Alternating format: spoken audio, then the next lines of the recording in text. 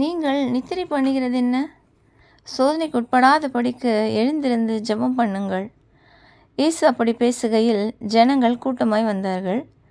அவர்களுக்கு முன்னே 12 ஒருவராகிய யூதாஸ் என்பவனும் இயேசுவை முத்தம் செய்யும்படி அவரிடத்தில் வந்தான். இயேசு அவனை நோக்கி, யூதாசே, முத்தத்தினாலேயா மனுஷகுமாரனை காட்டிக் கொடுக்கிறாய்? சூழ நின்றவர்கள் பட்டயத்தால் வெட்டுவோமா என்றார்கள். அவர்களில் ஒருவன் பிரதான ஆசாரியனுடைய வேலைக்காரனை வலது காதரை எட்டினான். இயேசு, இம்மட்டில் நிறுத்துங்கள் என்று சொல்லி அவனுடைய காதை தொட்டு அவனை சுஸ்தப்படுத்தினார்.